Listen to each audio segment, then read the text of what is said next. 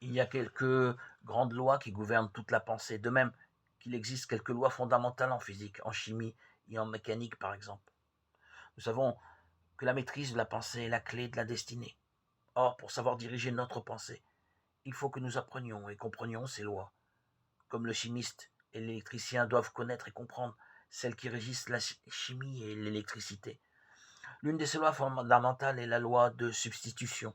Cela veut dire que la seule manière de se débarrasser d'une certaine pensée, c'est de la remplacer par une autre. On ne peut la chasser en effet sans opérer cette substitution. Il n'en va pas de même sur le plan physique. Nous pouvons laisser tomber un livre ou une pierre en ouvrant simplement la main. Mais en ce qui concerne la pensée, c'est tout différent. Pour écarter une pensée négative, il faut que nous pensions à quelque chose de positif et de constructif. C'est comme si nous disions que pour pouvoir lâcher le crayon que nous tenons dans la main, il faut le remplacer par une plume ou par un livre au moment où il tombe. Si je vous dis, ne pensez pas à la statue de la liberté, il est évident que vous l'évoquez à l'instant même. Déclarer, je ne pense pas à la statue de la liberté, c'est y penser. Mais si ensuite vous vous intéressez à quelque chose d'autre, si vous écoutez la radio par exemple, vous oublierez la statue de la liberté. Alors, vous aurez opéré une substitution. Quand des pensées négatives vous assaillent, ne les combattez pas, mais évoquez quelque chose de positif. Pensez de préférence à Dieu naturellement. Cependant, si cela vous est difficile à ce moment-là, absorbez-vous dans une idée positive et constructive, et votre pensée négative s'évanouira.